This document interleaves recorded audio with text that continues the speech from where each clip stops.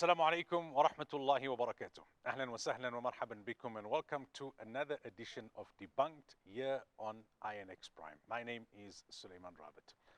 The issue of Palestine is and always should be close to the heart of every Muslim. The issue of Gaza is something that tears away at the inner fabric of our hearts. 18 months and counting of an ongoing genocide in this modern world where no one can plead ignorance, where no one can say we didn't know. Not only does everyone know, but everyone is aware of the scale and the extent of this genocide, of this indiscriminate killing of babies and small children, of women. The death toll continues to climb. It's almost as if many have become desensitized because they've been so exposed to the very brutal nature in which this genocide has been unleashed over a very prolonged period of time. And it is Gaza and Palestine that once again is under focus on Debunked. Our guest is Motee Abumsabeh, who is on the ground in Gaza, and Younis Aziz, who joins us here in South Africa. Let's start with Motee. Assalamu alaikum wa rahmatullahi wa barakatuh, and welcome. Wa alaikum assalam wa rahmatullahi wa barakatuh. Thanks for having me. Thank you very much. Let me start off, Motee, by asking you to give an update to our viewers in terms of the latest. We know that Israel has broken the peace treaty. We know that there has been bombings and there have been attacks that have been unleashed. What's happening in Gaza as we speak? Yeah, actually, what is happening in Gaza right now is a continuation of the genocidal war against Gaza Strip, which the Israeli regime has been waging against this besieged enclave for more than 18 consecutive months in a row. Every moment we are talking about several relentless bombardments that are still hitting and targeting elsewhere in Gaza Strip, and the death toll of the Palestinian civilians, mostly women and children, resulted from those attacks is still rising and spiking incrementally because, you know, even these days and nowadays, as we speak right now, the Israeli occupation forces are still intensifying the attacks against elsewhere in Gaza Strip. Since 2 hours till this moment, by the way, we are talking about more than 40 Palestinian civilians have been slain as a result of those constant and uninterrupted Israeli brutal airstrikes and attacks. Those attacks are still intensified against the makeshift tents of the Palestinian people, in addition to the gatherings of the Palestinian people elsewhere. A short while ago, at least 5 Palestinian civilians were slaughtered after the Israeli warplanes targeted and destroyed a residential building in a Tufah neighborhood in the eastern part of Gaza City. And over the last night, at least 10 Palestinian civilians have been killed in Jabalia refugee camp after the Israeli warplanes targeted a group of the Palestinian people there. And here in the central area of Gaza Strip, several and successive Israeli strikes hit different parts of the central area of Gaza Strip, like what happened over the past couple of hours in a Zawaida town here, whereas the Israeli fighter drones attacked a group of the Palestinian people who were scrambling just to obtain some amounts of the food in Zawaida town, killing 3 Palestinian civilians, including a little girl. And here in Deir al-Balah city as well, we are talking about different and multiple airstrikes that were carried out against a group of the Palestinian people, where at least 4 Palestinian civilians have been confirmed killed. And the situation in the southern parts of Gaza is still aching in terms of the constant and ceaseless Israeli deadly airstrikes and attacks carried out left, right, and center there. And we understand clearly that the eastern part of Khan Yunis city is still subjected to an ongoing Israeli military offensive that targets the entire outskirts of that city. We are talking about constant and non-stop bombardments that are still hit and resonating from the eastern part of Khan Yunis city. And as you know, the vast majority of the population of Khan Yunis city were completely expelled forcibly out of their residential squares. Amid this ongoing operation, they were forced to move to Al-Mawasi area under the claims promoted by the Israeli regime that those areas are safe and humanitarian for the Palestinian people. But we understand clearly that there is no safe place in anywhere in Gaza Strip, because elsewhere is still targeted, including the Al-Mawasi area, which was designated for several times by the Israeli army as a safe zone. However, on a daily basis, we are reporting more genocidal attacks that are still carried out and conducted against the makeshift tents of the Palestinian people who are still sheltering there in Al-Mawasi area. And Rafah city is still decimated also because the Israeli attacks are still carried out relentlessly, unabated from air, land, and sea. The Israeli occupation forces are systematically targeting every corner of Rafah City. We are talking about hundreds of the Palestinian residential squares that were completely wiped out and erased from the from the map, because the Israeli forces on the ground are still detonating and blowing up more residential squares. And we understand clearly that the entire population of Rafah City were completely expelled and forcibly displaced out of their residential squares. What is happening in Rafah right now is a microcosm of what the Israeli occupation forces are planning to do elsewhere in Gaza Strip. They are besieging the entire city. Thereafter, they are, as you know, destroying and blowing up the residential squares. They are pushing the Palestinian people to evacuate and to flee those attacks, and they are still destroying every life semblance in the city. So this is the real embodiment of the ethnic cleansing practiced by the Israeli regime in Gaza Strip. And let's be clear that this is nowhere close to the Israeli allegations that they are going after the Palestinian resistance and it's about the Israeli captives. It has nothing to do with all those, as you know, allegations and claims spewed day and night by the Israeli regime. It's all about the Palestinian existence. It's all about the Palestinian women and children. This is why we are talking about 70% of the Palestinian casualties resulted from the constant and non-stop Israeli genocidal attacks are still from women and children. They are still the highest price of those constant and ceaseless Israeli brutal and deadly strikes and attacks. And needless to mention that those attacks are still carried out and conducted heavily against elsewhere in Gaza in conjunction with the catastrophic humanitarian conditions that are still befalling and tormenting Palestinian people. Because, you know, we are talking about more than 54 successive days and nights into the complete closure of Gaza's crossings and the full prevention of the basic humanitarian essentials and needs to the population here in Gaza Strip. Literally nothing has been allowed into Gaza Strip during that time period. And apparently the Israeli regime is still obdurate with this policy of weaponizing those humanitarian supplies against the Palestinian people. So what we are witnessing right now in Gaza is unprecedented. We are talking about more levels of suffering, more levels of the catastrophe are still unfolding for the Palestinian people every day, while the entire world is still witnessing what's happening on the ground without doing anything to stop this genocide. They are still giving no hoot to those ongoing, as you know, genocidal attacks and these atrocities committed day and night against the Palestinian people. Younis, what's your understanding of how the world is reacting post-Israel breaking the ceasefire? Sadly, the world is reacting as along with the media, on the mainstream media, and then they reduced Palestine to a conflict. A word that erases 75 years of occupation. And you can hear Brother Motee like just listing the names and listing the events and listing the numbers and listing the thing that happened since the genocide started, and then since the ceasefire started, that of course only the Palestinian were committed with that.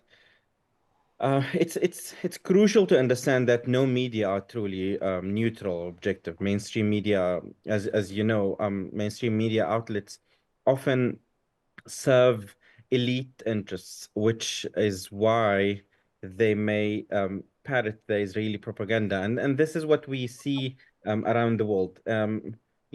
Powerful countries such as the US that supports unconditionally Israel controls, with its lobbies, they controls the mainstream media that pulls the propaganda around the world.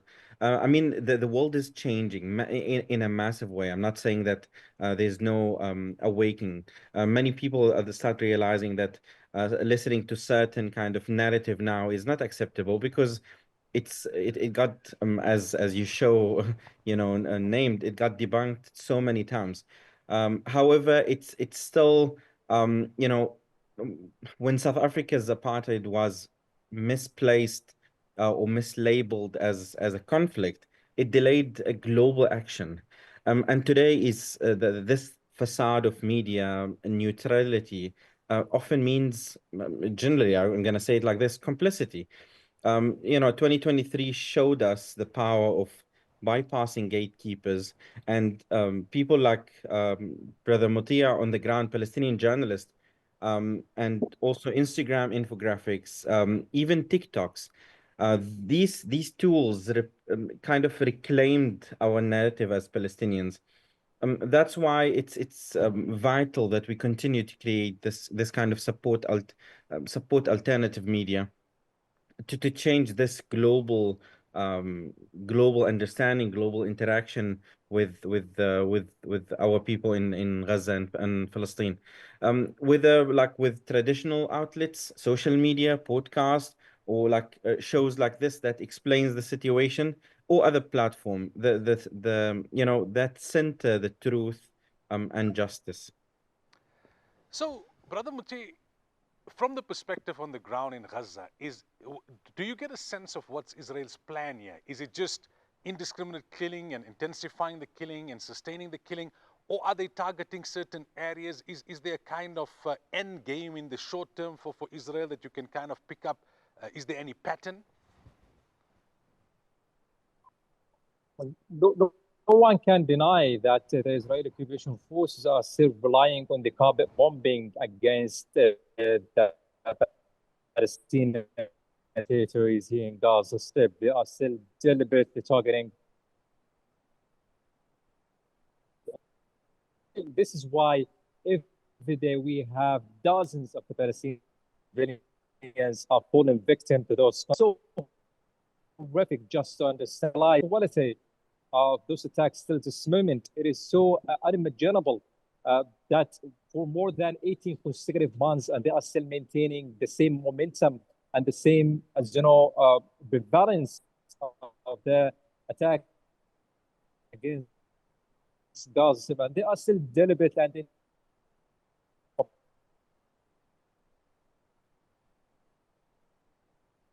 Brother Muti, are you still with us?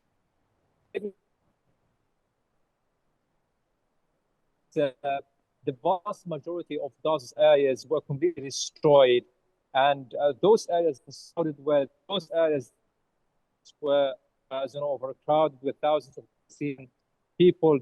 We are talking about hundreds of the Palestinian areas in Gaza now. Let's go back to Younis. You know, in the initial months after October 7th, there was a lot of, one got the sense, pressure on even those regimes that were complicit and that were, quite openly supporting what Israel was doing. 18 months in, do you think there's a bit of fatigue? Do you think that those regimes are not under the same kind of pressure, making it a little bit easier for Israel this time around? You use the word fatigue, and I think it's a luxurious word, but it's real and perhaps understandable. But we only can use it for the context of activists, for the context of journalists, for the context of either Palestinian people or their supporters who are working towards the just cause of Palestine. But with the surrounding countries and the complicit people or the complicit regimes that are working against the Palestinian cause, it's very difficult to tell that they are suffering from fatigue. It's actually it's a privilege that they don't even deserve. It's what we witnessed on October 7 of all this kind of complicit work from the surrounding countries of Palestine. It was under the table working amazingly to normalize the relationship. October 7 came to kind of cut that kind of normalization. And then after 18 months of this ongoing slaughter and ongoing genocide, it's kind of people realizing, okay, the normal activists, the normal, protesters, the normal justice seekers are facing this massive fatigue, facing this massive desensitizing towards the the horrific graphic pictures. So let's try to push the narrative again. I mean, for those who stands with us, it's important to distinguish between being an alien and being in a true solidarity. Allies might experience this what you called fatigue, which while understandable, it's still a privilege. Those in true solidarity, and I know sometimes using these words for people who are in solidarity can be a bit harsh, but I mean reality is even harsher. Those in true solidarity feel our anguish and pain and as it's their own. If we cannot afford fatigue, neither they can, or neither can they. However, we recognize that activists and people who love and support Palestine, besides these complicit regimes around Palestine, sometimes need to step back to sustain their efforts. And our task isn't to shame people for feeling overwhelmed. It was overwhelming for me just to come to the show to speak about this topic after 18 months of genocide. And I only had a family in Gaza. I'm only a journalist from the outside. So imagine the situation inside, people who are facing this on their daily life. Um, but I think our main work is to channel that exhaustion into a structured, sustainable action. I'm just checking if Motee is still with us. Motee, can you hear me? It seems like we've lost Motee, and that's a pity, but our producers and technical team will try to get him back, because the perspective from the ground is an important one. So, Younis, yes, just to clarify, when I used the word fatigue, I was referring to the activists and I was referring to the media, that perhaps because of their fatigue, they are not able to put as much pressure on these complicit regimes like they were able to in the earlier months. And as a result of these regimes not being under pressure, it's giving Israel a little bit more of a free rein. On that point, right, recent weeks, one gets the impression, especially in mainstream media, that, for example, in South Africa, it's been more about the GNU and the whole VAT story and whether the DA will leave, will stay, and not as much as what is actually happening in Palestine. And internationally, it's been about all these other Trump-related decisions. Palestine would feature in there at some point, but it's more about the tariffs and the trade war with China and, you know, what side of the bed Trump woke up that particular morning and what he was blurting out. Is this also something that we have to be cognizant of? But more importantly, what can be done then? If there's this fatigue amongst the media, amongst activists, if the agenda on the news lineup is no longer prioritizing Palestine simply because it's going on for so long, what can and should be done?